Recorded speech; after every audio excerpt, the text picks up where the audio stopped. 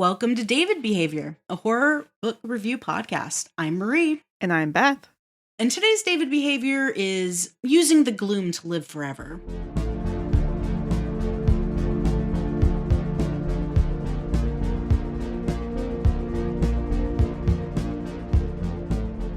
It is. Isn't it always, though? I feel like the search for immortality is always the David Behaviour. It really is, though. That's kind of what David wanted, to be the perfect being. Exactly. He wanted to produce the most perfect organism, and that's kind of what's going on here. No spoilers. No spoilers, but that is kind of what's going on here, yes. Before we get into our no spoiler summary, I just wanted to give a reminder to support your local bookstore. You can do that by purchasing a physical copy of the book that we are reviewing today, which is Mexican Gothic by Silvia Moreno-Garcia. You can also get that by using the Libro FM website to pick up an audiobook, and it is also available on Libby or at your local library. That's where I got it. Nice. Yeah. And you read the audio version this time, correct? Incorrect. The first time I read it, I listened to the audiobook, which is a great experience. Would recommend. Okay. I think both experiences are good, but I thought the narrator was really good. And as somebody who doesn't speak Spanish, I thought it was really nice to have the Spanish names and words read for me. Because in reading them, I would have had to look them up to sort of get the pronunciation. Yeah. Or be a white person and just assume I knew how to pronounce them. I mean, isn't that also kind of a theme of this book? No spoilers.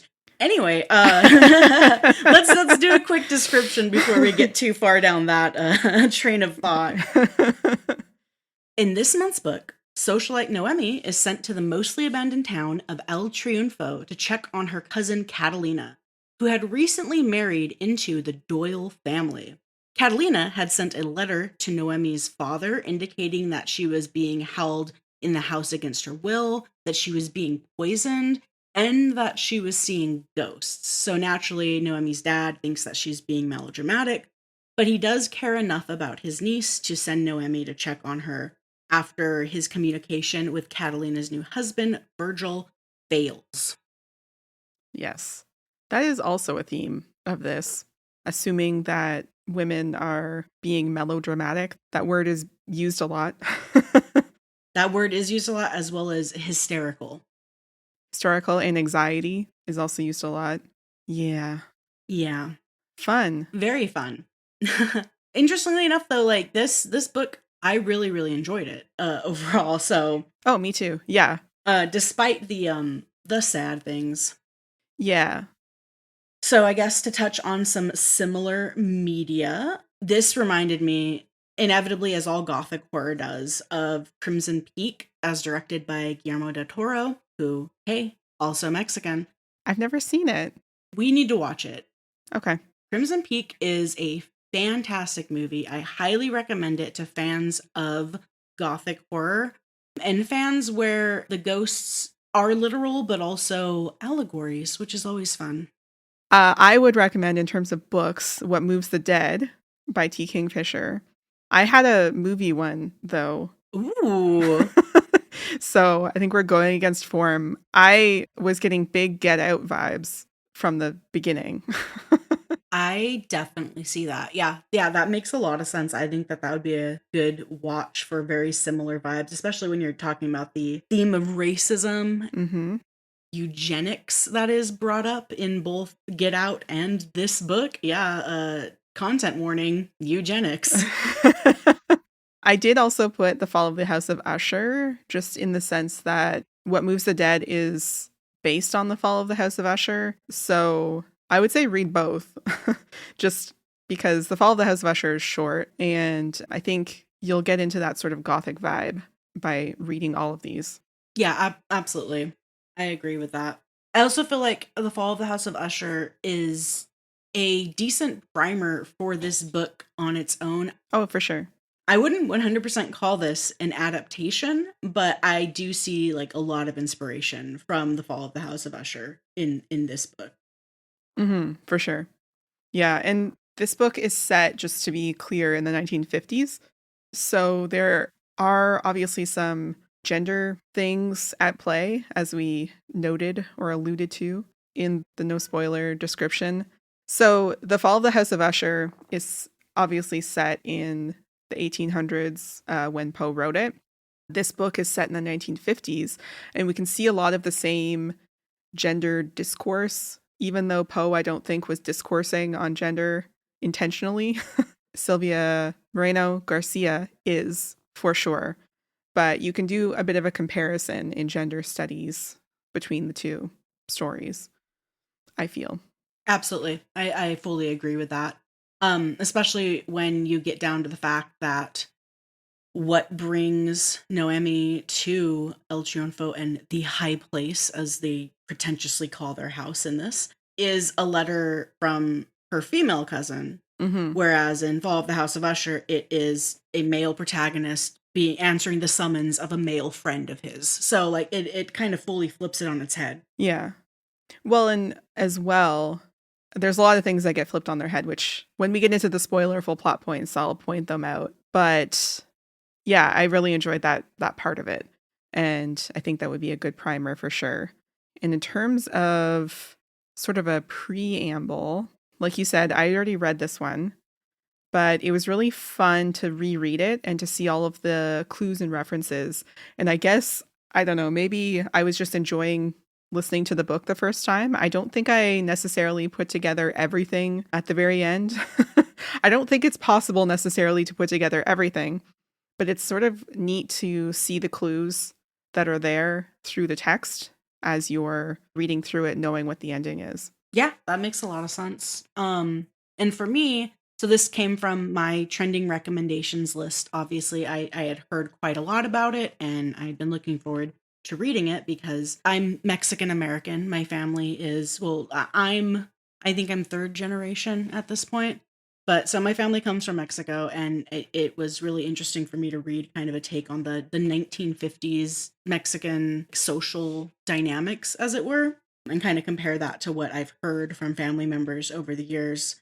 But like you said, this could easily fit into kind of more of the modernization of a classic. It's not exactly an adaptation, but it is modernizing a lot of the themes and discussion in Fall of the House of Usher. For sure. And I read the ebook specifically for this review, and I really enjoyed it. It is it is our first book that we've read so far that I have gotten through in basically one sitting. I had to take a break because there are some mega trigger warnings that happen in this particular novel. So I did take a little break, but I finished it in a day, which has not happened with any of our other reads so far. Yeah, it's really easy to go through. Like the writing flows really well. And I really enjoyed the descriptions, not only of the flowers and the like foliage and other plants that we won't necessarily talk about, but a lot of those descriptions were really pleasant to read. I really liked them. And I enjoyed also the descriptions of Noemi's fashion. I thought that was really, I don't know. It wasn't like symbolic of anything, but I thought it was really neat. I really enjoyed reading about it. Oh, 100% the same. And I do think that there is some symbolism in the way that she dresses herself, because she dresses for battle basically every time she chooses an outfit. Yeah, that's true, I guess. Yeah, there's symbolism in that sense where she, as a character, chooses how she presents herself to the world. I do have notes on that too, but where she chooses, I guess that includes how she dresses, but also how she acts and how the words she chooses and the attitude she puts forward to sort of manipulate how people see her. Yeah, 100%. I guess that she chooses her mask. Exactly. But yeah, I agree with you on the descriptions. As you're aware, Beth, I don't know if I have mentioned this in any of the other books yet, but I have aphantasia. That means that I have no ability to visualize things. So like if people say, close your eyes and visualize an apple, I just see a black nothingness abyss in my brain. So sometimes overly descriptive books can put me off a bit because I feel like I'm having to like keep track of so many things in my head. Yeah.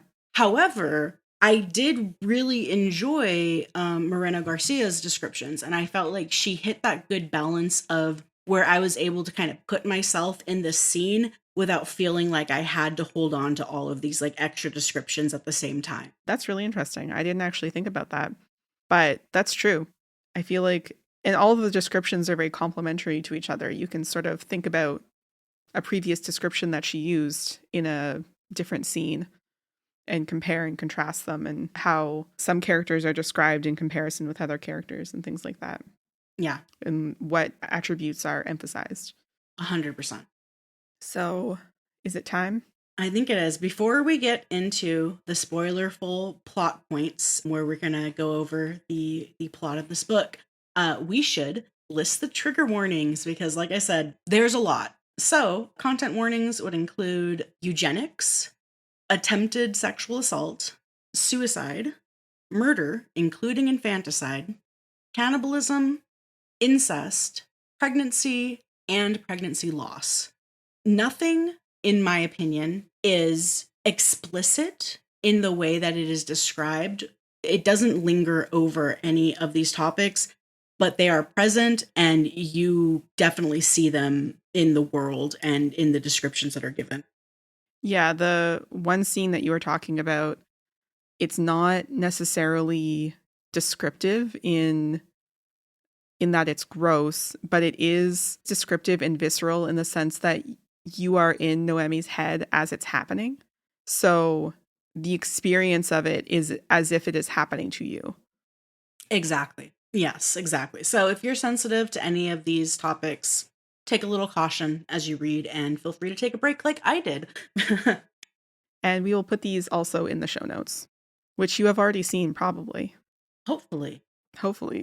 If you haven't, you should take a look right now because there's a link to our Discord down there and you should definitely join the Discord. Hey. All right, you ready to get into this plot? Let's do it. All right. Our plot opens with Noemi at a costume party with her date. What was his name? Harold? Henry? Hugo. He's a total himbo. And I do feel a little bad for him in this opening because they're getting a taxi because their driver is gone because they're leaving unfashionably early from this party. Mm-hmm. And poor Hugo is wearing or carrying a giant horse mask that was his costume for this party because Noemi was supposed to come as a jockey and she decided at the last minute, I'm not feeling it. And she just came in an entirely different costume instead. I love her so much. It's extremely good. I want to be Noemi. Yes. Yeah. I honestly, same. Yeah. But yeah, so they're leaving unfashionably early because her father has summoned her home.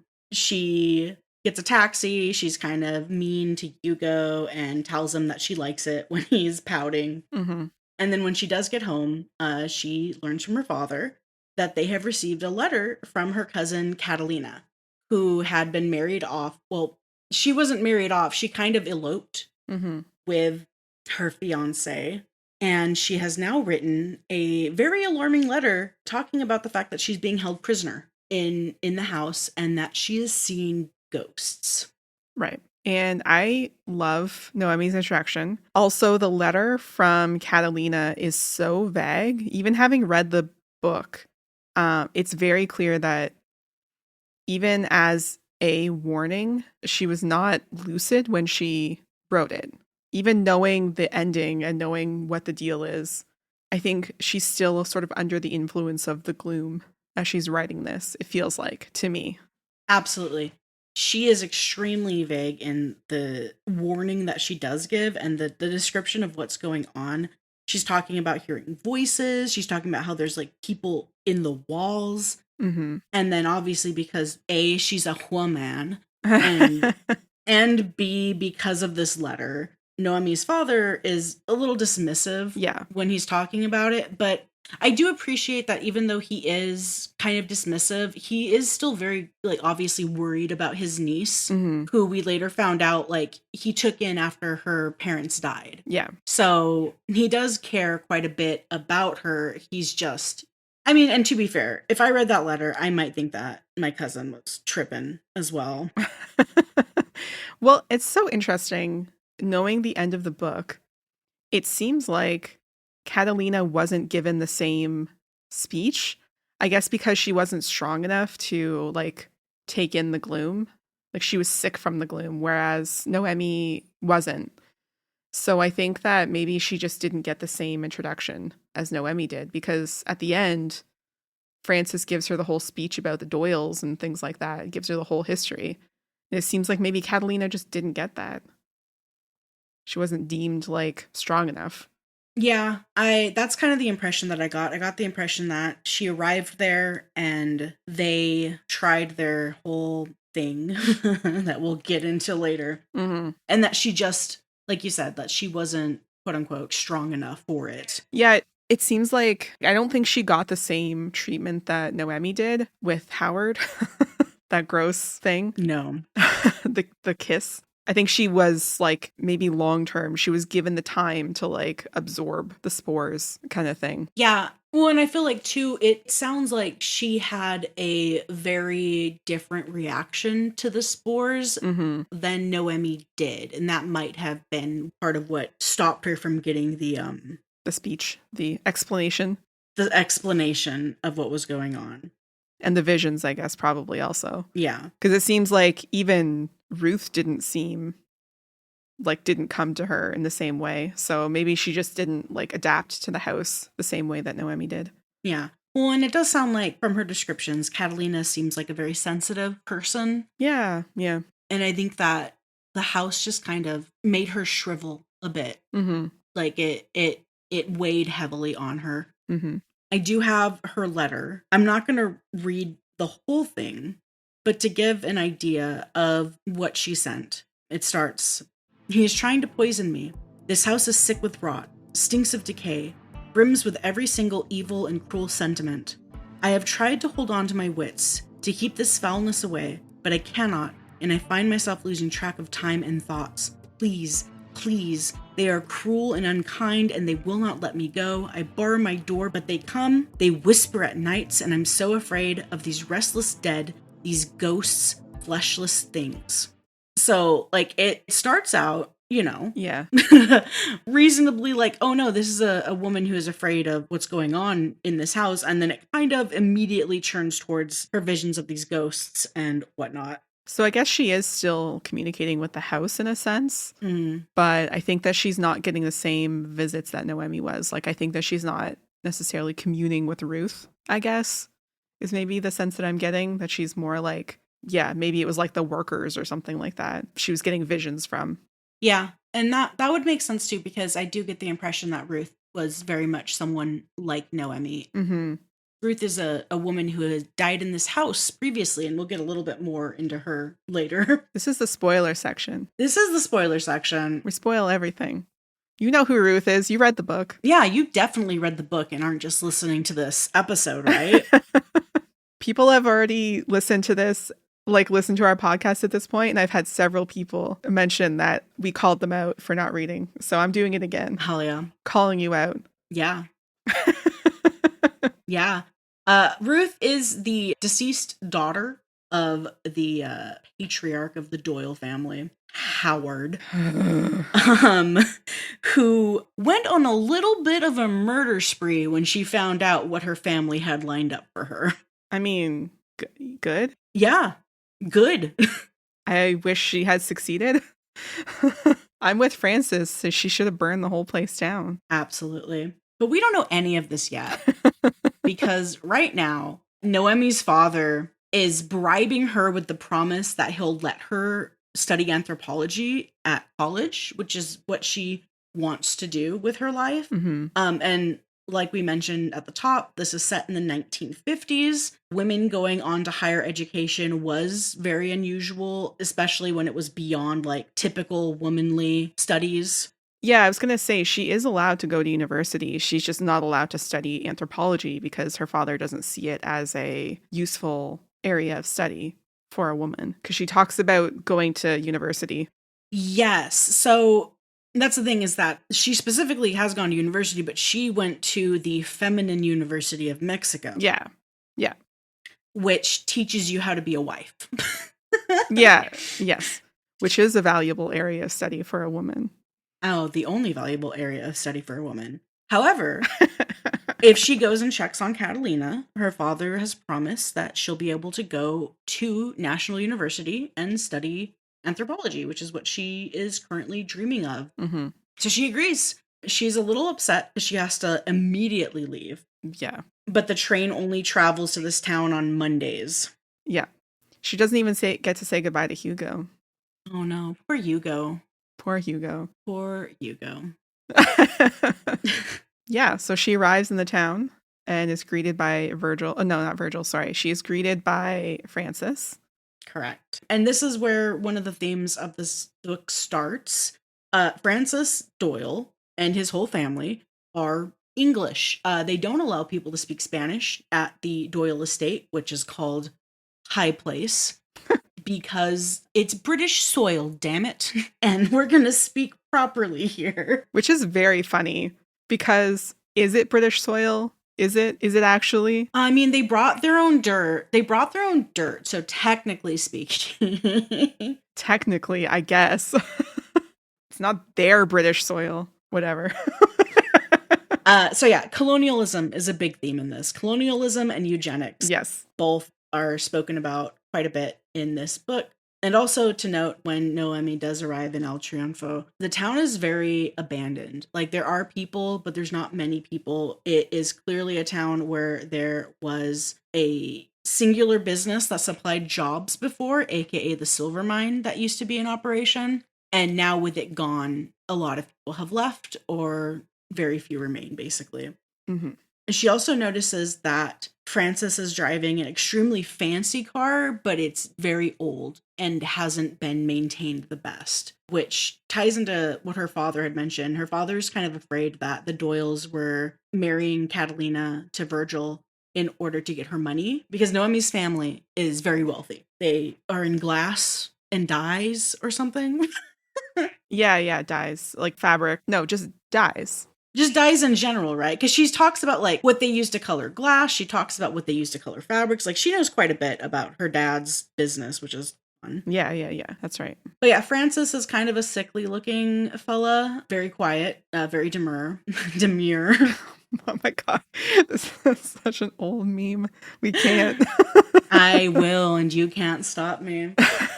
But yeah, so he picks her up at the train station and drives her forever up the mountain to the Doyle estate, which they call High Place, which is the most on the naming of anything I've ever heard in my life. On the nose? Did I not say on the nose? You didn't. You said on the name. Oh, wow. That's because my brain is a cooked potato. But yes, on the nose. Right, you are.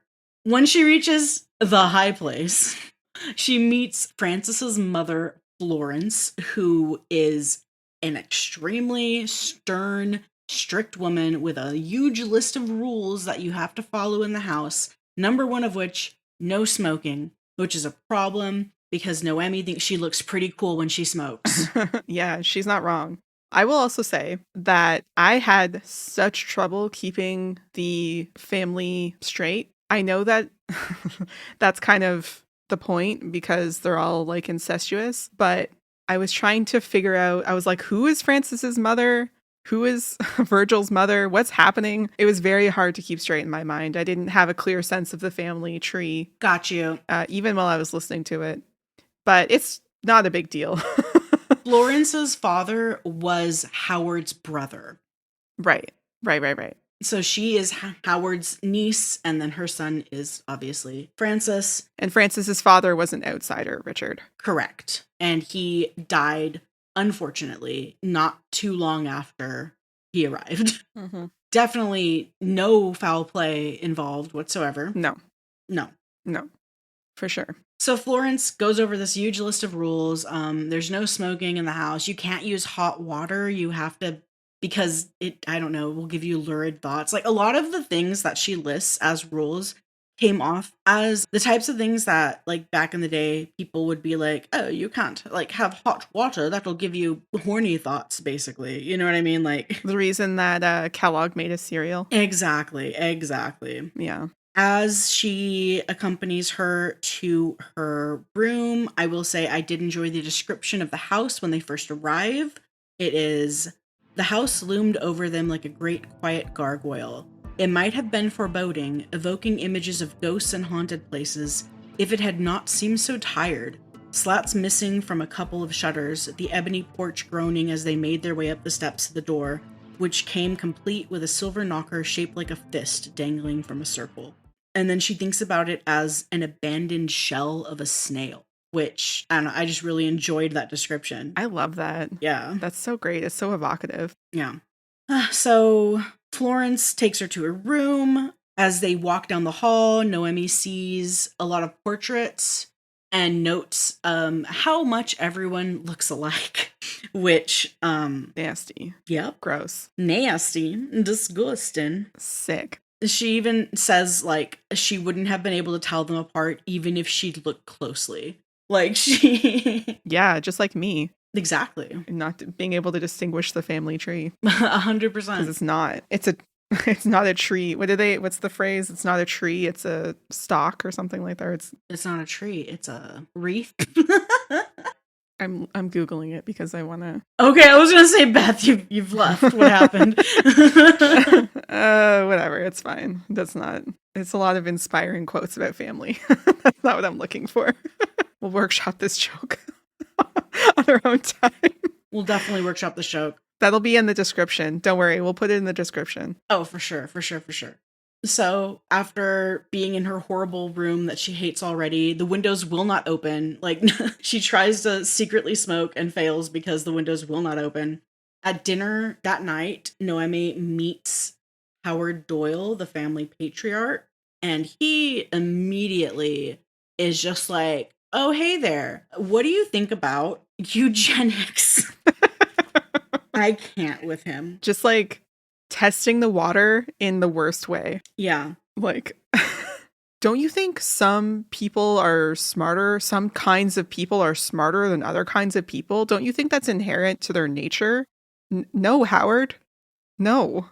Why is this a subject of conversation for you? Yeah. Literally, he opens with merely an observation. Now tell me, Miss Tabuada, do you believe, as Mr. Vasconcelos does, that it is the obligation, no, the destiny of the people of Mexico to forge a new race that encompasses all races, a cosmic race, a bronze race? This despite the research of Davenport and Stegerda. I can't pronounce names, I apologize.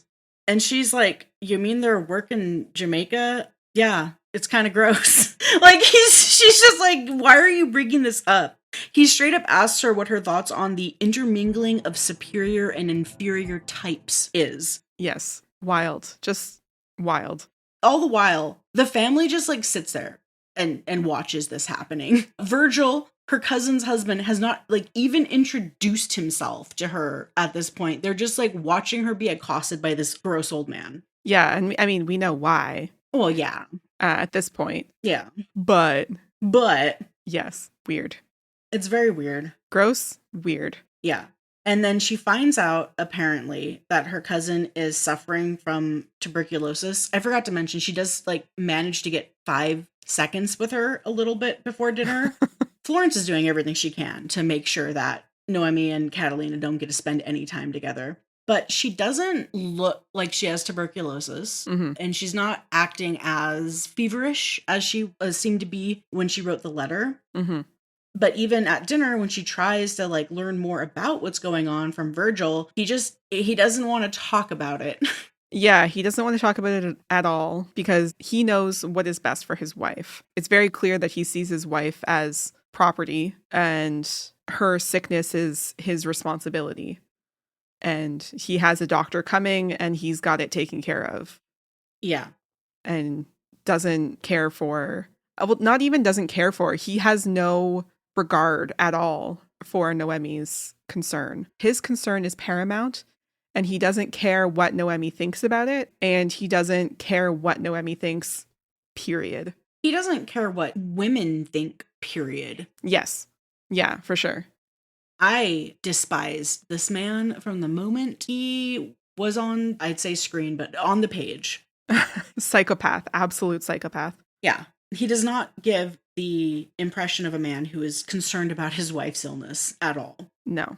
The modern equivalent would be like, I mean, in Get Out, there's the brother, right? That's who I would equate him with. Yeah. Yeah. That's a good. Just like so, like such a predator because he doesn't give a shit if you live or die because everything is centered around him. Yeah. Like it doesn't matter. Your pain doesn't matter. Your pleasure doesn't matter. Nothing you do matters at all. Exactly. At all. At all. Whatsoever. The only thing that matters is what he wants. Yeah. And his feelings, which, wow, for someone who is such a big, strong man, he sure is a little baby when his feelings are hurt. Yeah. But anyway, the next day, Frances gives Noemi a tour of like the grounds around the house, lets her get outside, have a cigarette. They end at the English cemetery, like the entrance, which it's called the English cemetery because only English people are buried there, because we wouldn't want any of those Mexican workers buried in the cemetery. And so the Doyles own a silver mine that is no longer operational. Assumedly, it ran out of silver, but what we know is that the quote-unquote epidemic that happened decades ago was not what people think. Mm-hmm. And all the English miners that died are buried here, right next to the high place. I hate that they call it high place. It's bad. I just want to note as well, speaking about soil, I wrote down a quote from Howard from earlier or later. I wrote down a quote from Howard where he says, "When you transplant a flower, you must consider the soil, mustn't you?" And again, rereading, I was like, oh, gross. Yeah. Like that's such a nasty thing to say because he knows what he's talking about. But like, you know. Yeah. And you definitely, like, even on a first read, when you don't know exactly what he's talking about, you do very much get the impression that Howard is someone who is lording something over the people that he's speaking to at all times. Mm-hmm. Yeah, immediately superior, assuming that he is superior over everyone and is entitled to their worship or they're entitled to their regard. Yeah, 100%. So, Noemi manages to... Oh, I almost forgot about this, though. You brought up her starting to see Ruth. Oh, yes. Yeah, so she starts to have dreams and she starts to see Ruth. We don't know it's Ruth. She thinks it's just a woman. But later on, we learn it absolutely is Ruth. And she is told to press her hands against her ears. And that will be important later. We get the repeated instruction to open your eyes, which I think is also very important. But this is the first and last time she's told to press her hands against her ears. And I feel like that's almost more important, but maybe not in the moment. And I will also say Catalina says that it's cold and dark and damp at high place. High place. Yes, which we all know what loves the cold and dark and damp. And it's our favorite thing in the world. Gollum. Mushrooms. Oh, shoot, you're right. I said our, not your favorite thing in the world. Yeah. You're right. Fuck, shit. I will say also at this point, Noemi notices mold on the walls. Mm-hmm. Everywhere. But she takes note of it in her room at this point. Mm-hmm. So she does manage to spend a little more time with Catalina. Catalina seems more lucid the next time that Noemi speaks to her, and she asks her to go into town and get a tincture from a local healer named Marta. Noemi, of course, agrees to help because she's rightfully convinced that no one's doing anything to actually help her cousin. Mm-hmm. So she manages to convince... No, this isn't the time that she convinces Frances. No. She drives herself. Yeah, she takes the car and drives into town. She meets with Marta. I love Marta. Marta is a very good character. Yes. I love that she fleeces Noemi for a bunch of cigarettes and money. But like willingly, like it's Noemi knows what's going on. Exactly. Yeah. And in the process, Noemi learns quite a bit, including information about Ruth, the daughter. This is Howard's daughter, right? Yes, Howard's daughter, Ruth. She learns that Ruth went on a shooting spree in High Place and killed many of her family members, including her own fiance, aka her cousin. And she tried to kill Howard, but Howard didn't die. Yes. And Marta believes that either the Doyle family themselves are cursed or that the house is cursed. Why not both? ¿Por qué no los dos? Yeah, and I also, just on the subject of her mannerisms and character, Noemi, the other quote that I wrote down is that a woman who is not liked is a bitch, and a bitch can hardly do anything. All avenues are closed to her. And I just like that that's the way that Noemi thinks. It's just, I don't know, it's just so good. Because it's always how she can present herself to the world in order to accomplish her goals. It's not necessarily about authenticity. It's about getting what she wants by any means necessary. And honestly, I appreciate that. I think that's a great way to survive in the 1950s as a woman. Absolutely. Like I said, every time that she is getting dressed and it's described, it's very clear that she is choosing carefully in order to present like the face that she thinks will get the results that she wants. And I'll be clear, I say that it's great. However, I would not want to live that way necessarily. I'm glad that I get to live now where I have the freedom to live my authentic life and I don't necessarily have to manipulate people constantly. But there is part of me that does have to choose the way that I dress and the way that I present myself in the same way. There are like echoes of that, maybe not to the same extent that Noemi does, but there are definitely echoes of that. Absolutely. I'll also note too, when she is discussing things with Virgil, it starts here and it carries on, and I hate it so much. He keeps calling her little girl. Yes. I made a mental note that if he was like, if this was like a person in America, like a Texan or something, be like little lady, you know, just like diminutive. Yeah. Yeah, that same sort of vibe. And I mean, little girl is already pretty bad.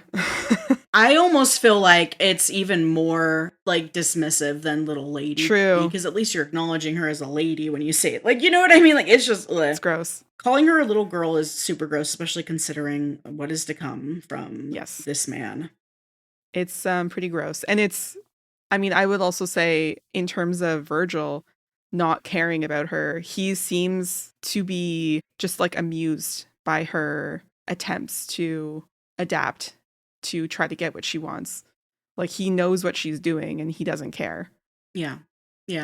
So while she is in town, Noemi also goes to a local physician, Dr. Camarillo, and convinces him to come and give a second opinion because she does not think that Catalina has tuberculosis. Like it doesn't make any sense. And when he does eventually come and examine her, he agrees that this is not presenting like any case of tuberculosis that he has ever seen, and that she should probably see a psychiatrist because she starts, ranting a bit while he's there.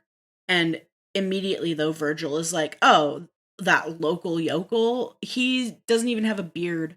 I have no respect for his opinion. And since this is Mexico in the 1950s, I make all the decisions for my wife, and I've decided that she doesn't need a psychiatrist. Right. He immediately dismisses, even though this man is a doctor, the lack of a beard is almost like feminizing, right? Yeah. He's young and can't grow a beard. Therefore, I'm able to dismiss his opinion. It's like, okay. So I guess I'm just trying to carry on that sexuality and textuality, the gender theme where he doesn't see women as people. No, 100%. And he does the same thing to his own cousin Francis quite a bit as well. Oh, yeah, for sure. Because Francis is not a typical manly man. He's thin and Actually, at one point, you were talking about him carrying his father's picture. Yeah. Oh, yeah, we can talk about that. So I think Francis displays a lot of, I guess, feminine energy. His hobbies are art. He's an artist. He's very thin and willowy. He carries around a portrait of his father. I think it's so sweet and I love it. And I think it plays into that role reversal where Noemi is the hero, clearly, and Francis is sort of the sidekick to that. If we were talking about, stereotypes. Yeah. And he's definitely the more passive player in this. He still has the opportunity to stand up and he gets character growth, but him being more passive definitely projects that feminine energy onto his person. And that also makes it easy for Virgil to dismiss him. But I love Francis. I do too. I have a point later on where each of their demeanors towards Noemi are kind of analyzed like back to back, where she goes to Virgil's room and then she goes to Francis's room, and the two are completely different energies that Noemi is greeted with and that she reacts with. When we get there, I'll talk about it, but that was kind of the really interesting part when I was reading, being able to compare the two. Yeah, absolutely. They are two very different representations of what it is to be a man. Mm-hmm. And I think that in a lot of ways it's really interesting because typically like when you're reading one of these books, it is one, and by one of these books, I mean something within like the Gothic horror genre. One of these books, eh? One of these books, one of those books. One of these books within the Gothic horror genre, the woman is the one that needs to be rescued. That's right.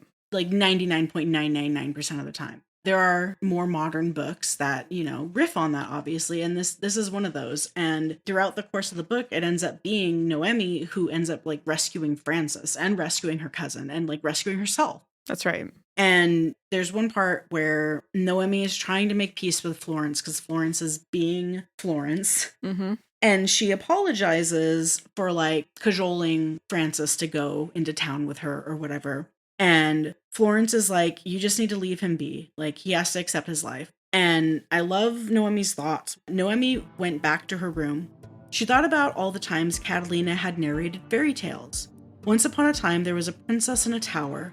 Once upon a time, a prince saved the girl from the tower. Noemi sat on the bed and contemplated the notion of enchantments that are never broken. And I love the placement of Noemi in the role of the prince that saves the princess. Yeah. And yeah, in the end she does. And I think it's beautiful. I do too. And I think that Francis is given strength by Noemi's presence, that he's allowed to be strong because she's there to be strong for him. 100%. So he's able to kind of break out of that. It's great. Yeah. I can go into the description, like comparison if you want. Yeah, sure. So she visits Virgil in his room because what happens is that Catalina gives her a piece of Ruth's diary and she sees the reason that Ruth did all these things. And she sees that Ruth is not so like dangerous. She wasn't crazy. She just saw what was happening in the house and was attempting to rectify the situation, essentially. She goes to confront Virgil first and the scene is a lot about Virgil controlling the space. He's trying to tell her to sit down. He's shirtless at first, so he's trying to make her feel off-kilter by just being shirtless. He gestures to the chair to make her sit. She describes the chair as hard and uncomfortable, and in all ways, he's trying to control the conversation. And then she goes to Francis's room to talk to him about Ruth and about the diary that she found, or that she was given by Catalina. And Francis asks about her, offers her tea. She goes around and like looks at his art, and she's clearly very comfortable in his presence. He doesn't try to cajole her or get anything out of her, and he lets her steer the conversation. And the only reason it ends is because he can sense that Uncle Howard is in pain again and that others will be coming for him to go to his room. But she sits in the chair in Francis's room. She, looks at his art. She is comfortable conversing with him in a casual way. because she knows that he's not trying to manipulate her or control her. And I just think it's very interesting to put those two side by side, the very stark difference in their behaviors towards her. Yeah, absolutely. And it honestly mostly comes down to the fact that Frances views her as a person Yes. and someone whose opinions matter, Yeah. and Virgil does not. Yeah, Frances cares about her and wants to know what she thinks. This is where he speaks to her in Spanish and tells her to leave. Yeah. And this is also where Noemi wants to kiss him, but she doesn't because she knows that kisses matter in some contexts. That she would love to just kiss and have it not mean anything, but she knows that if she does it, it will mean something. Yeah, which I love too, because it's character growth for her as well, because up until now, whenever she thinks about, dating and men in general, it's very clear that she's not ready to settle down with anybody. And I still don't think that she's ready to settle down with anybody. No. But I do think that what she values in a man changes quite a bit because of her experience at the house, and specifically because Virgil is so much like the typical man that she would date. Yes. Versus Francis, but now that she's actually gotten to know Francis and like sees him for the person that he is, like that is what she is more attracted to. Yeah, for sure. Let's rewind a little bit. I bet you're wondering how I got here. Hi, that's me. I bet you're wondering how I got into this situation. So, as you mentioned, Francis is into botanical art and nature, and he shows Noemi his collection of spore prints, and they have a pretty nice day. Like, they spend time together, and Virgil is notably a little asshole about this, which even before like any of the worst things that he does, I was already like, what are you doing? This is your ailing wife's cousin. Like, what are you doing? Like acting flirty with her and trying to make her feel bad about spending time with your single cousin, Francis. Yeah. Yeah, like who cares? Let them live. Just let them live their lives. But this night is when Noemi starts having not just dreams, but nightmares. She sees Ruth walking through the hallway holding a rifle and going into Howard's bedroom to shoot him. But when she sees Howard, he is like this bloated, disgusting, like not even human looking figure in the bed. And the walls around them are made of flesh. Like it is a nauseating dream. And I think that Moreno-Garcia did an excellent job describing it because it made me feel squicked out. It was so gross. Not as gross as the upcoming scene, but very gross. Yeah. And it's so funny because honestly, Virgil's behavior is more disgusting than that than that description where he wakes her up and like gives her his jacket and she's like, gross. I don't want it. And notably, she has been sleepwalking, and Virgil, like you said, wakes her up. His offer of the jacket obviously calls back to Francis earlier offering his sweater. Yeah. Which she not only has kept, but has used multiple times since, like, he lent it to her because... Yeah. Because Francis is a sweetie. Francis is so sweet. I can't tell you how many of my notes for this book were, please, God, don't let him be a freak like the rest of his family. Because I was terrified that they were going to do a rug pull and make this like absolute sweetheart become like the villain mastermind the whole time. Whereas my read this time was like just enjoying Francis and how sweet he is. So that was pleasant for me personally. I'm so glad to hear that. I'm so glad. But yeah, Virgil's gross. He offers his jacket. She doesn't want to take it. She doesn't even want him to walk her back to her room, but she lets him because it's dark. And like, forgot to mention, there's no electricity at this freaking house, or at least not enough to light lights. So they have to use candles and oil lamps. So like, she's like, fine, you can walk me back to my room. Well, and this is where she sees them having a truce. She offers a truce and maybe they can be friends. But I don't think either of them really mean it. No, absolutely not. So the next day because she got in trouble for taking the car, because apparently that was against the rules, even though they never said that it was against the rules. So instead she asks Francis to take her into town so that she can pick up that tincture from Marta. But is this when she discovers the rash on her wrist? It is, yeah. So she discovers the rash on her wrist and she picks up the tincture. She goes to the doctor again and shows the rash, and he gives her some zinc. And when he checks it out, he tells her that it reminds him of mala mujer, which is a plant that is in English called like a bull nettle. But interestingly enough, it's also can be called finger rot, which I think is, that's an intriguing thing considering Catalina's description of the house as rotting, as well as Noemi's observation about that sort of thing. Mm-hmm. Yeah. While she's in town as well, though, she does learn a little bit more about the Doyle family's history from Marta, who tells her why, or at least why she thinks that Ruth killed her family. And it ends up that Ruth fell in love with an outsider, specifically a Mexican worker named Benito. And her father obviously was super upset about it because he has his whole eugenics crap going on. And for other reasons, it was very important that she marry her cousin.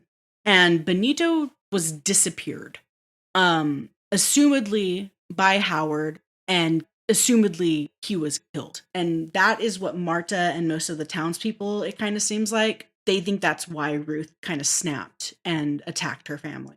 Right. I was going to mention that also in this sort of section, before she goes into town, Noemi is reflecting on mother as like a concept in her research, which I also thought was really interesting. It's a very, I guess, it was kind of subtle to me. I guess it was kind of an obvious reference, but just considering what's going on in the crypt with Agnes, it's kind of an appropriate thing to mull on. This is also where Frances says that Ruth ought to have burned High Place to the ground, because she brings up, or Noemi brings this up to Frances as well. And I just like how easy she is to trust Francis. I guess I like it because I know that he's trustworthy, but I can see how it might be a bit nerve-wracking if you think that he might end up turning on her to see her trust him so readily. Yeah. Especially away from the house.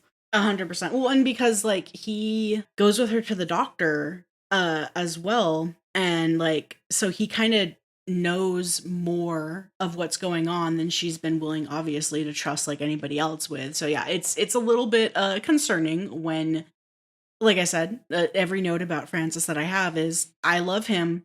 Please, please, please let him not be a horrible monster freak. Ew, I just remembered when Virgil insists that she takes his stupid jacket and then she goes to take it off and he's like, "You look good in my clothes." And I'm like, ew.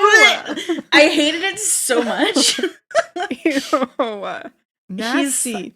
He's such a nasty freak. It's so funny because he tries to do the same, like, I don't want to call what Noemi does manipulation, but he tries to do the same adaptation thing that Noemi does, but he does it so badly because he has no like instincts, because he doesn't care what people think of him. So he's trying to manipulate her by saying what he like, thinks she wants to hear, but he does it so badly.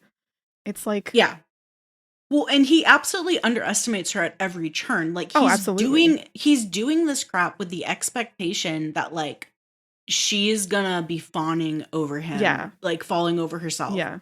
And it's like, dude, learn to read the room. Like, she is not into you at all.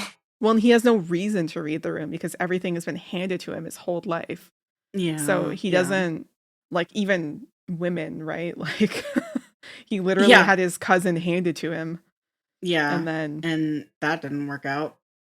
No. She finishes her stuff in town. They go back to the house. She immediately gets in trouble again because Florence is like, "Well, you didn't ask permission to go into town." And it's this moving goalpost that this family keeps giving to her. And it frustrates me so much. I do enjoy that she continually smokes. Yes. Like, that's something that they keep reinforcing, and she's like, I don't give a shit. Well, and I love that too because she keeps comparing it to going to Catholic school. And Right. I don't have any personal experience with going to Catholic school, but my grandmother does. And And I do. and you do. And from every story that like my grandma has told me about going to Catholic school, like it is dead on the type of like there's two type of girls that go to Catholic school. The girls that like end up being very meek because the nuns are horrible to them, or the girls that keep smoking in the bathroom because fuck those nuns. Yeah. And I think obviously my experience would be different than your grandmother's. And probably your grandmother's would be closer to Noemi's, I would assume. Yeah, it was in the 1950s. So yeah, it would Yeah. be a little bit closer, although it was in the United States versus in Mexico. Yeah. Yeah. I didn't have any nuns. So Noemi makes it back to the house, gets in trouble because of course she does. And Francis, like, it's noted that like for a couple of days, Francis is kind of avoiding her, and it's assumedly because his mother / Howard have basically said, knock that shit off. Same thing. But she does manage to get some time with Catalina again, and she gives Catalina the tincture that she had asked for. And Catalina, Marta's like, all right, she should just take 1 tablespoon, but she should be okay to take 2 tablespoons. And meanwhile, Catalina's like over there guzzling down 4 tablespoons before Noemi like manages to wrestle the spoon away from her, basically. And unfortunately, she immediately goes into seizures, which we know from future that this tincture has a inhibiting effect against the spores that have infected people in this house. But for poor Noemi, she's just like, oh no, what did I do?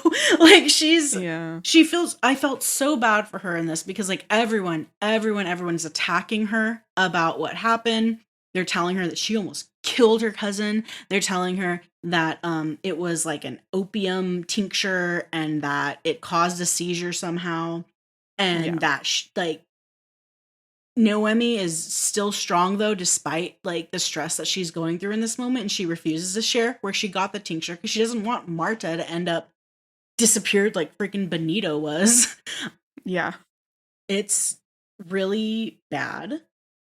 Francis, like, even though like his family has obviously told him like you're not allowed to talk to Noemi anymore or anything, he still manages to like reassure her, and he's like, I'll come get you like when something happens, I promise, like just you know stay here for now so that they don't continue to berate you, basically. Right. It's bad.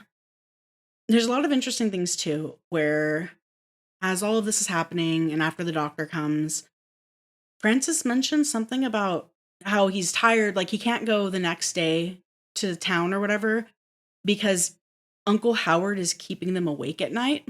And it's said to be because of an old injury that he has, but with foresight. But also, how does Uncle Howard keep them awake? So I think like the implication, if you don't know what's going on, is that he's requiring their aid, their like medical aid. But I think what it actually is that they could hear him in their heads. Yeah. And that he's keeping them awake because he's like howling in their heads because he's in pain. Yeah. And to this point, Noemi has heard that a couple of times. At this point, there's no indication in the text that it is in the brain. No. She thinks she is actually, like, that sound is carrying very weirdly in this house, but it's not till later that we realize it's because of this, like, connection that these spores cause to everybody in the house. So he's literally, like, they're literally being kept awake by his pain and agony throughout the night. And that just sounds horrible. That Awful. sounds so bad. Yeah. You want to tell us about the weird dream? She had a dream that night that is of note. Yes.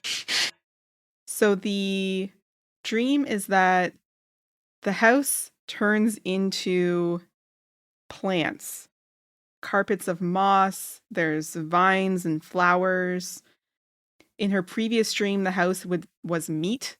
In this one, it's plants. Yeah, long, thin stacks of mushrooms glowing a pale yellow. She goes to the cemetery to view a ritual. She hears voices. So she sees a woman in labor, and she sees a little girl as well as some men with lanterns. So the little girl is sitting in a chair, and it's very notable that a man and a little girl are sitting in a chair separate to everybody else who is on the ground with this woman who is in labor. She notices that the man has a ring on his hand, a ring of amber. As the woman gives birth, the man says, "Death overcome." The quote that I'll read is, "But when he raised his arms, Noemi saw that he held no child. The woman had given birth to a gray lump of flesh, almost an egg-shaped, covered in a thick membrane and slick with blood. It was a tumor. It did not live, yet it pulsated gently. The lump quivered, and as it did, the membrane ruptured and slid aside. It burst, sending a golden cloud of dust into the air. And the man breathed in the dust." Yeah. And everybody tries to touch the dust, and it's like clearly the spores. Oh, yeah. A mushroom? Yes. And everybody forgets about the woman. The man is hoisting the lump above his head. The little girl smothers the woman with a cloth, and she is unceremoniously burned. Yeah, once again, just showing how disposable women are.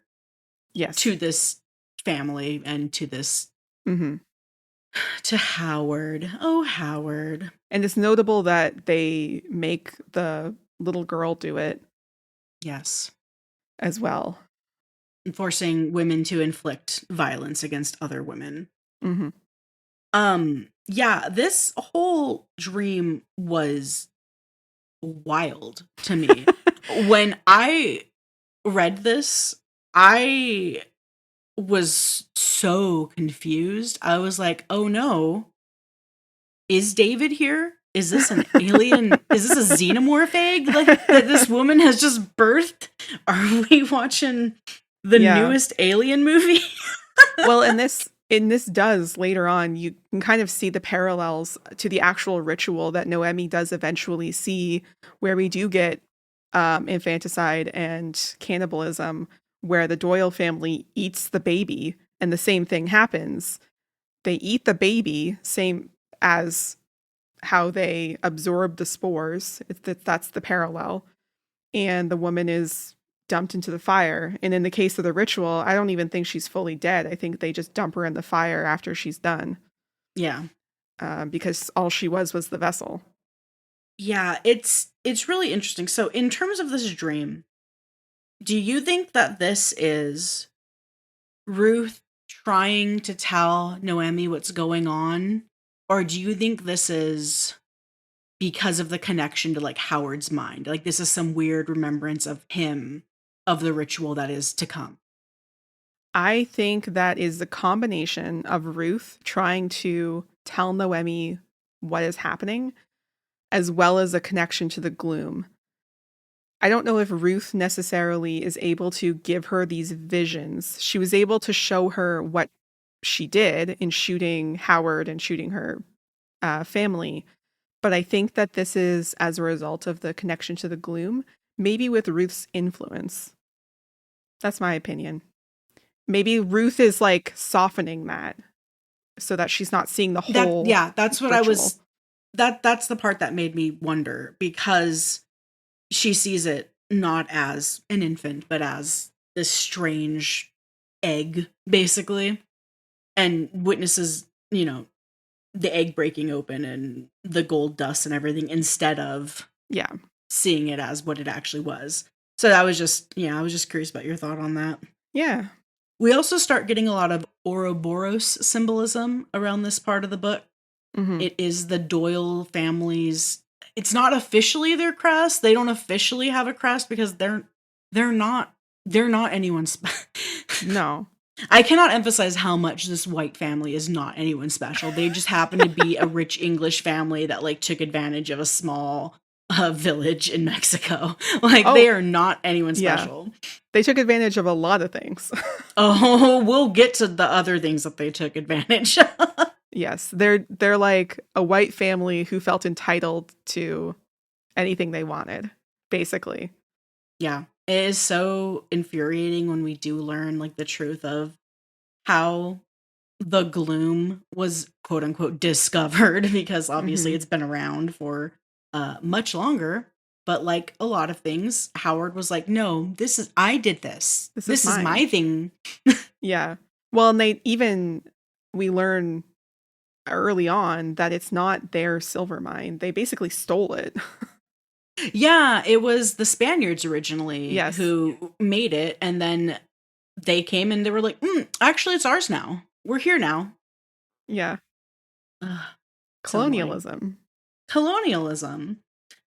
So, like we mentioned, Francis is very tired, but he does make time once again to take Noemi into town despite his family's reactions and everything going on. He's so good. I love him so much.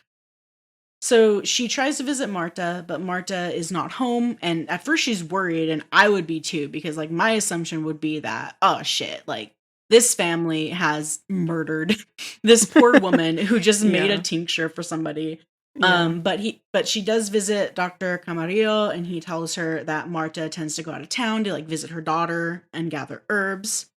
But he does tell her, "Oh no, it's impossible that this is opium. Like Marta wouldn't have Yeah. been making an opium tincture. That's something that you can get at a pharmacy. That's not something that she gets from local herbs that she makes into medicine here." Yeah. So Noemi's not 100% sure what to think of this information, like because obviously it had some sort of effect on her, but she doesn't even know what it was, like Hmm. to start with.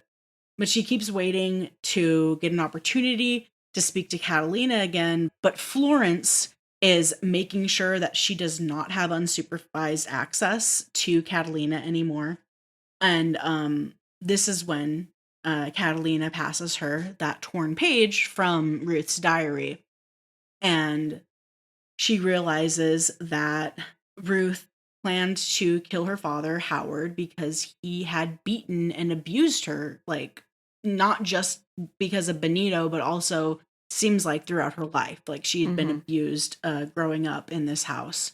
And she does not want to marry her cousin, and her one opportunity to leave has been taken away. So she does what she does. Noemi is kind of shocked because this doesn't sound like the writings of a crazy woman. This doesn't No. sound like the writings of a woman who lost her mind and killed her family. So she wants to learn more about Ruth, and this is when she goes and finds Francis in his bedroom and tells him her theory, which is that the house is haunted, but not in a ghostly way, but rather that there's something in the walls, a chemical or a toxin that is making people sick. That made Ruth sick and think that she was hearing voices. That made Catalina sick and think that she's hearing voices. And at this point, she doesn't say this out loud, but that has made Noemi sick and is making Hmm. her hallucinate the mold, like doing dances across the wall. Well, as well that we didn't mention, her wrist, the injury on her wrist, was healed immediately. She had forgotten to use the Yes. zinc, and in fact, her injury was made worse by Virgil when he grabs her arm after Catalina has her seizure, and her wrist is healed though, regardless. Yes. And it's right after she kind of trances out, staring at the wall, like thinking that she is seeing this mold, this fungus that's on the wall, like moving and glowing, and she's entranced by it and drawn to it, but like she gets snapped out of it. And then, like you said, she notices, oh, my wrist is perfectly fine now, which is Well, the doctor wild. notices. The doctor Yeah, notices when they're in town. he goes to change the zinc because she Yeah. forgot about it, and it's perfectly fine.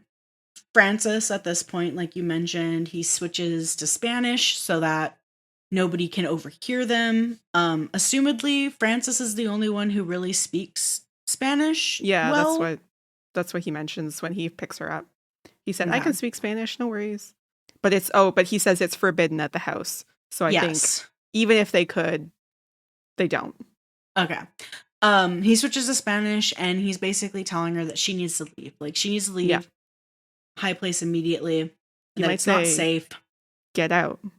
You might say that, Beth. You might say that indeed. Um, he tells her to get out, and then loud moaning interrupts their conversation. And this is Howard, and he says, Francis says, "You need to leave. Everyone's gonna like come because they expect me to go." Yeah. And then we get the first dream that Noemi has in regards to Virgil. And I mean, not a dream. Clearly not a dream. Obviously not a dream, but Yes. she thinks it's a dream as it's happening because it is partially influenced by the spores and everything that's going on. She decides to go take a hot bath, and which is against the rules. But she decides to go take a hot bath, and she ends up getting really dizzy and kind of hallucinating again like she did before. And then Virgil comes in and tries to force himself upon her while she's in the bathtub. It, like we mentioned, it's not super descriptive, but it is a lot because we are in her point of view and she is obviously panicking. She can't move and she's not in control. She's being coerced. yes. He tells her what to do and her body complies. Yes. Yeah. I don't know if we want to get into like graphic, like detail at all really about it. No, I'm not going to get into detail, but through this, we learn that there is a mind controlling element to these spores because he issues a command and she, like, her body just does it without her thinking about it. Well, and even afterwards, when she wakes up, he says, have some wine. And she can't stop. Like, she does it. So earlier that night, he said, sit in the chair. Like, he gestured to the chair for her to sit in it. She doesn't. But now he says, sit in the chair, have some wine. And she does it, even though she doesn't want to. Exactly. So there's that whole scene. Virgil tries to play it off when she does wake up because this is where Ruth's advice to her that we had talked about comes back. Ruth had said, cover your ears. Ruth had said, open your eyes. And she does manage to finally cover her ears with her hands. And when she does, she kind of has like a time skip that happens. And when she opens her eyes again, she is standing up, still wet from the bath, but Virgil tries to claim that she was sleepwalking. And like everyone in this house has been gaslighting her this whole time. And I actually made a note because she had been talking about these nightmares or whatever, and Virgil is trying to gaslight her and saying like, you were dreaming, like that was just a dream, like you weren't, like you were sleepwalking, blah blah blah. And she says like, this was different today, I was awake. And he interjects with, it all sounds very confusing.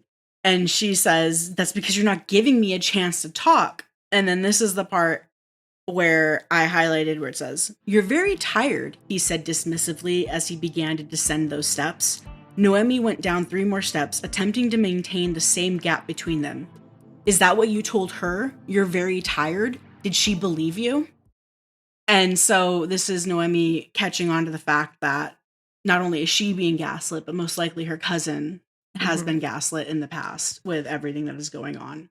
Well, and this is where, again, Virgil, like, I don't even think he cares if he's being convincing or not. He's just saying it because they don't matter. It doesn't matter if they believe. He's just going to say whatever. And that's it. That's the truth. Because he said it. Yeah, exactly.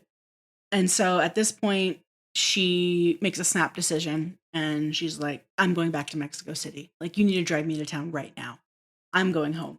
And he's like, oh, we'll do it tomorrow. We can't right now because it's raining and we can't drive in the rain. And she isn't happy about it, but she agrees, and they decide to have a going away dinner. And also, it's time for everyone to go to Howard's room so that Noemi can say goodbye to him, which, even without everything else going on in this house, can you imagine visiting someone's house and, like, before you leave, being forced to, like, go into their extremely sick relative's room and say goodbye? Like, that's so weird to me. It is weird. It's weird. It would have been a better conceit if, like, I mean, it wouldn't have worked, but to be like, oh, say goodbye to your cousin or whatever. Yeah, if they had lured her thinking that she was going to go say goodbye to Catalina, like, that would have made more sense. But they're like, no, you have, the house has rules, and one of these rules is you have to go say goodbye to Howard when you leave. So everybody does it. Everybody does it. And this is not the first time she has been in Howard's room. And this is one of the other interesting things before we get into more assault. When she goes in his room the first time, she notices that his bed is flanked by portraits of two women who look extremely alike. And one of them is wearing the amber ring that matches his amber ring. And we later find out that this is Agnes, his first wife. And then we find out that the other wife looks so much like her because that's the little sister of the first wife, which is, we find out that Agnes and Alice went to live with him because their family died. Like, they're his wards. And then he married them. Yeah, so the little girl? Yeah. Yeah. That was Alice. Great. And great. Super fun. Anyway, she comes in and Howard is just naked on the bed with these, like, horrible, what does she describe them as, like, pustules on his leg? Yeah. Sores and pustules on his leg, and then the same thing on his mouth. Like, his face is also covered in black viscera and, like, pustules, and it's leaking out of his face. Yeah.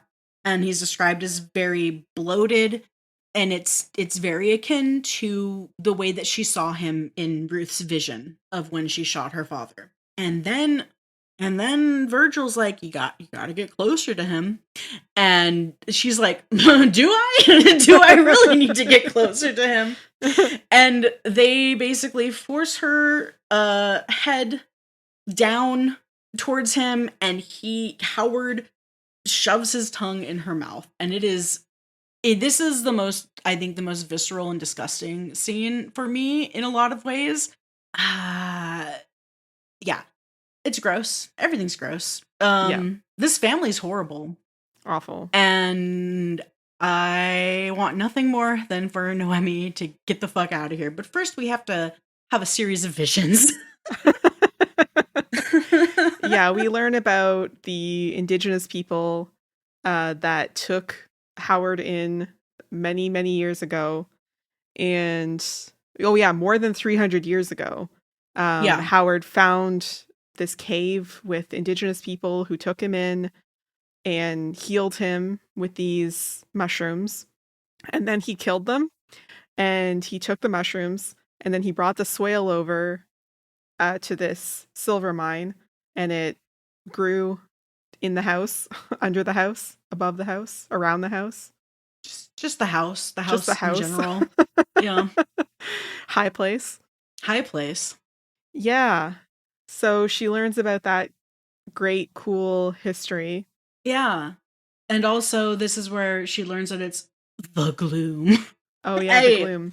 Which we talked about before recording, that it's probably had a different name, is the guess.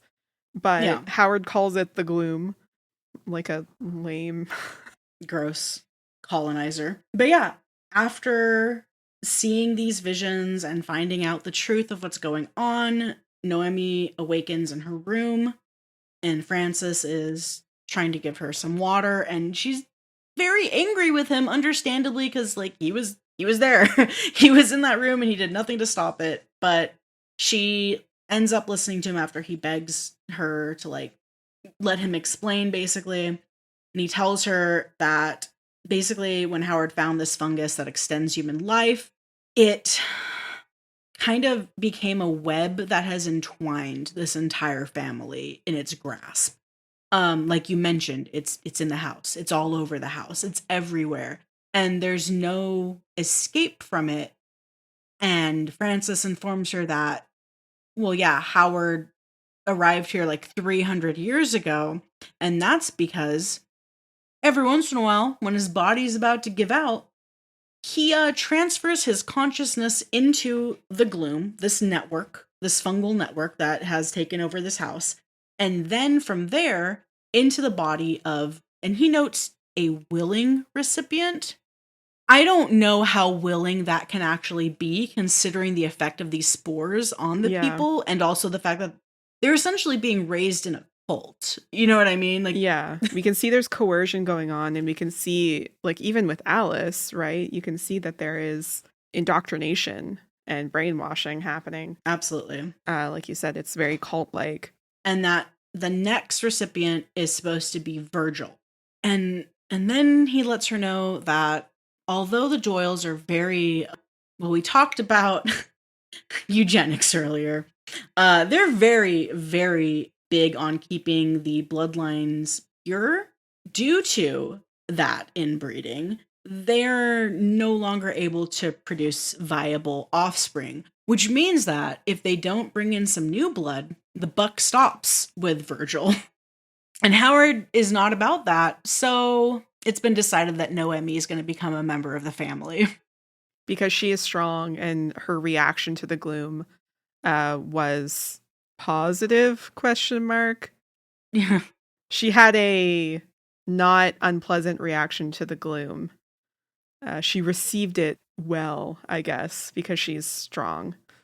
Yeah. So he says that Noemi was sort of given to Francis, that he's been allowed to marry her. Yeah. Which is, I mean, yeah. And it all goes back to what we were discussing, like this, obviously tons of colonialism, but also tons of sexism and just women as commodities to these people. Earlier in the book, when Howard describes his wives, he describes her as fruitful, and Yes. that the only thing that matters is that she was able to give him children. She did her job. Yeah.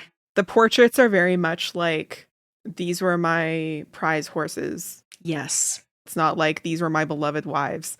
It was like, look what a great job they did. Yeah. And Noemi does find that interesting because he also states that when Agnes passed away, she was pregnant at the time, implying that she was never able to give birth. But like the statue of her in the garden says mother on it, which, looking back now with what we know, we know why that happened, because she became a mother for a whole new type of thing. Yeah. Noemi's reflection on the word mother in her studies, it was very apt as well. Yeah. And the fact that, again, Francis keeps a picture of his father. Yeah. Is also very, like, apt, because I think typically it's like, mother is life giver. That's typically the parent who is looked on fondly by children in these sorts of tropes. It's typically like the absent mother, but in this case it's the father, and I think that's a good role reversal. Yeah, for sure. And at this point, Francis has very clearly, like, he's like, there's nothing we can do. Yeah. This is just what's happening. I can't fight them. Like, I can't fight my family, basically. Mm-hmm. He feels very alone. And I think Yeah. he sees Noemi as an opportunity to not be alone. Which, like, I guess, I mean, I can see his perspective to a point, but, it's sad to then drag her along into this. Yeah, 100%. So yeah, Francis isn't innocent in everything, but he's the most innocent of them. I will note that he did try and get her to leave earlier. He got very angry and he said, "You have to leave. You have to go." Like he tried to get her to leave several times and she didn't understand. She thought, he was rejecting her, but Yeah. he was really trying to save her, and I think they just reached the point of no return. You're beyond the Rubicon. Beyond the Rubicon. So that night, Noemi has another nightmare. It's a reiteration of the first very weird nightmare with the woman giving birth, except this time, like we kind of mentioned before, she gives birth to a child. And Howard takes that child, kills it, and eats it. And it is, oh boy. I can't. No. Nasty. Not good. Disgusting. Bad. Disgusting. And then the woman is buried alive. Yeah. When Noemi wakes up, she's just happy to see daylight again. She tries running from the house. She flees. The front door is unlocked and she's able to begin running. However, the further she gets from the house, the more she is like struggling to breathe. Like she's having a physical reaction to leaving the network, I assume, at this point. Like she's so infested that she can't be away from mother spore for too long. Yeah. After she collapses, Virgil finds her and brings her back to her bedroom. And once again, at this point, Virgil is a horrible human being and we experience another attempted assault. But Francis disrupts the situation that is happening, and Noemi is very relieved that happens. Mm-hmm. During the ritual, they say the Latin phrase "et verbum caro factum est," the word became flesh, and it's from the book of John. The word became flesh and lived among us. We saw his glory, such glory as of the one and only Son of the Father, full of grace and truth. And mentioning the Father, again, the mother is the source of the mushroom. So this phrase is, I guess, trying to force the issue, trying to make it about Howard when it's not. Yeah. Also noting it's from a motet, which means that it's sung by 6 people, 3 at a time. So it's a chorus, which is, again, very appropriate for a family controlled by spores who speak with one voice. Mm-hmm. Symbolism. We also learn that the servants of the house are essentially brainless. Their whole consciousness has been taken over by the gloom. Yeah. Which is why they've never greeted Noemi or anything like that. They have nothing of their personality left. Yeah. Throughout the book, they give basically yes or no answers to everything, and she finds it very off-putting because her family is fairly wealthy and they also have servants, but like they're people with personalities that she knows like about them and their families, and these people unfortunately are not, because they are one with the spore. They are gloom. They are gloom. So Virgil fucks off, and when Francis and Noemi are alone again, he tells her that he has a plan to break her out of High Place. Howard's body is going to die soon, and his plan is that in that moment they will escape through a tunnel beneath the house, because for a time Howard's consciousness will be in the gloom and not able to kind of access what's going on. Noemi makes Francis promise that he'll also help Catalina, and he agrees. He thinks that they should be able to escape in the next few days, but until then, he tells Noemi that like she needs to play along with the family's wishes. And this is where we find out that Howard's planning a wedding. There's gonna be a nice little wedding for her and Francis the next night. Mm-hmm. We also learn during the ceremony, is it during the ceremony, that Howard actually intends to take over Francis instead of Virgil. He intends to take Francis's body. Yes. Because it's after the ceremony, because Virgil comes to her room instead of Francis. That's right.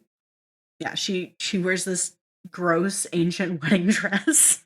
I mean, the Just one from the picture, right? From the yeah, portraits. exactly. The one that's always there. Virgil, like I said, she finds out because Virgil comes to her room instead of Francis, and he says that the family figured out their stupid little escape plan. He tries once again to force himself on Noemi because Virgil is a monster human who needs to die. Thankfully, Noemi manages to push him over and knock him out, which I was so happy that she managed to do that. Mm-hmm. She runs to get her cousin, and she finds Francis in the room with Catalina, and they begin to leave, and then they're accosted by Florence with a rifle. I didn't clock it. Is it the rifle? Is it the same rifle that Ruth used to kill everyone? Oh, maybe. I didn't clock that either, I was but just curious. wouldn't be surprising. Then they're forced to go to Howard's room because Francis is gonna have his consciousness taken over, and because Francis is what would typically be our heroine in this, he kind of meekly complies. He doesn't want to see Noemi and Catalina get hurt, so he goes along with what is happening. Thankfully, Catalina, champion of the people, manages to sneak a knife in. I did not expect this to happen at all. Well, she finally gets her revenge. She's been living like this for like over a year. So this is a long time coming. She finally gets to leave, and the gloom's attention is not on her anymore, I'm assuming. So she gets to sort of break out of it. Exactly. And so she grabs this knife.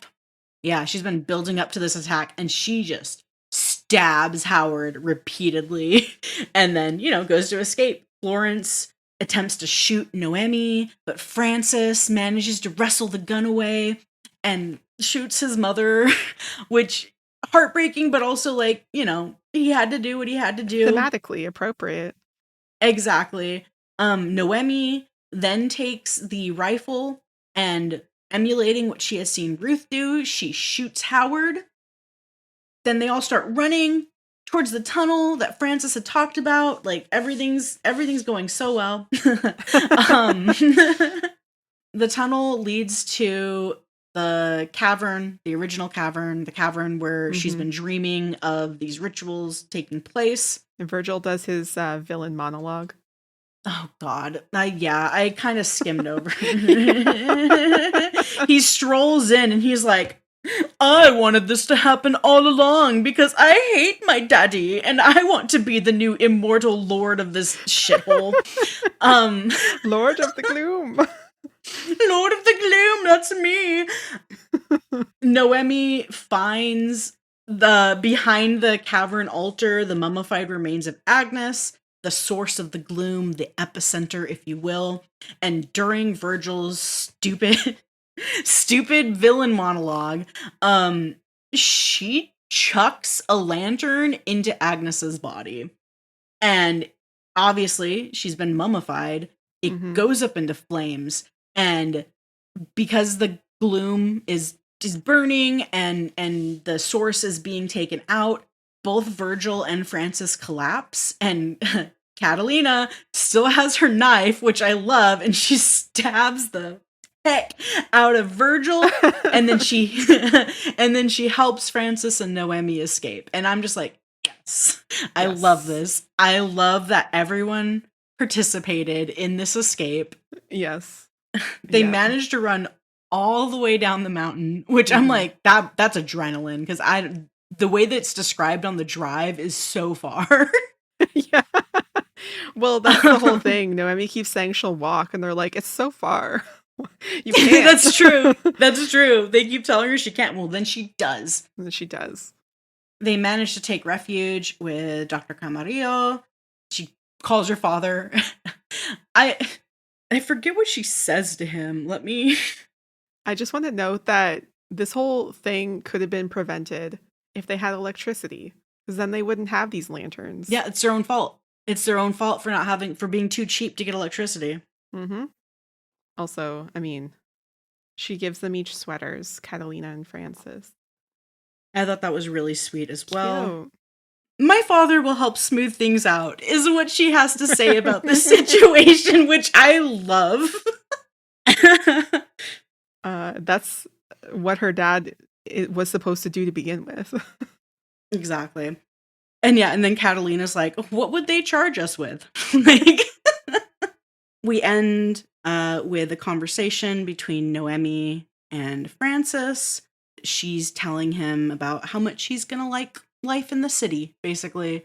And I love that. I love that she saved him, she rescued him from his tower, and like she's taking him to live a new life somewhere else. Yeah. She gets to take him to costume parties if he wants. Oh my gosh. And you know what? I bet And they would definitely have matching costumes. Exactly. I was gonna say, I bet she wouldn't change her mind if it was Francis going with her. No. She's grown. She has. And yeah, the ending, she's thinking about the future she thought could not be predicted, and the shape of things could not be divined. To think otherwise was absurd. But they were young that morning, and they could cling to hope. Hope that the world would be remade kinder and sweeter. So she kissed him a second time for luck. When he looked at her again, his face was filled with an extraordinary gladness, and the third time she kissed him, it was for love. And I don't know, like I think that's a really sweet ending. I love that she is thinking about hope for the future after experiencing someone who is so stuck in the past, essentially. You know what I mean? Like, Howard's a lot of things, and there's a lot of symbolism here, but one of the main things is like he's essentially a vampire who has been like trying to keep things a certain way for 300 years. Not having electricity. Yeah, like, yeah, for sure. And so I love that she is now like, now we can move towards the future. And I think that's great. And to be fair, she was always looking to the future. The whole reason she did this is to go to university so that she can make her own way. So I like that she gets to have that future and then also have Francis come with her. Like, it's not, she hasn't changed her plans just because Francis is here now. 100%. And I think that that's important to highlight because so often in books with like a romance in them, that seems to be the conclusion is like, and then she realized what she needed all along was a man. Yeah. And it's like, no, but what she did realize is that maybe she is interested in love and a long-term relationship if it's with someone who respects her as a person and will help her with her dreams, which I am. Obviously, Francis is going to help her with her dreams. Yeah, for sure.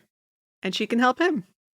Exactly. Oh my God, they could be a duo. He could draw like stuff when they go on anthropology trips and everything. That's true. Oh my God.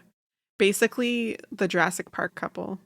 Oh my God, yes, except they end up together. Oh wait, you're talking about the movie. Wait, that's archaeology.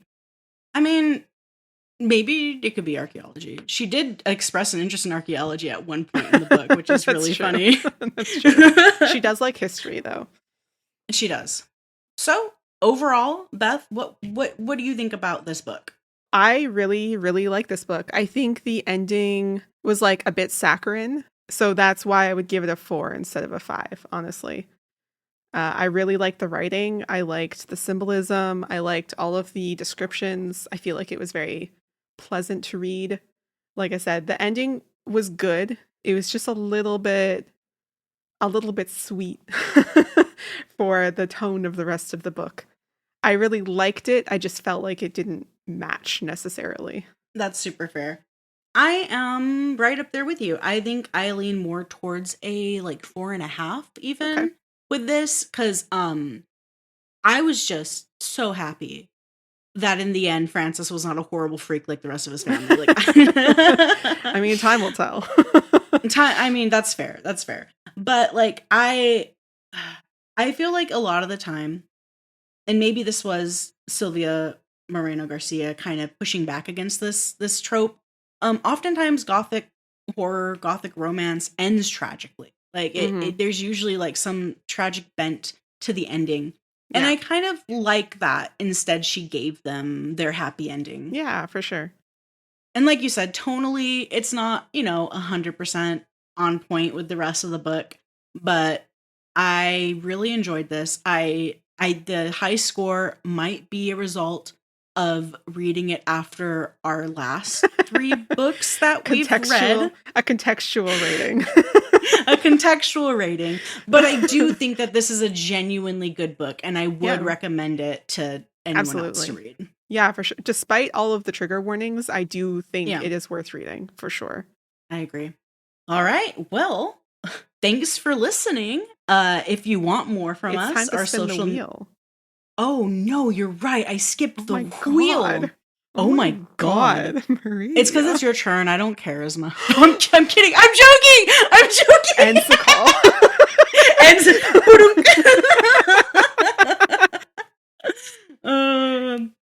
All right, it's time to spin the wheel.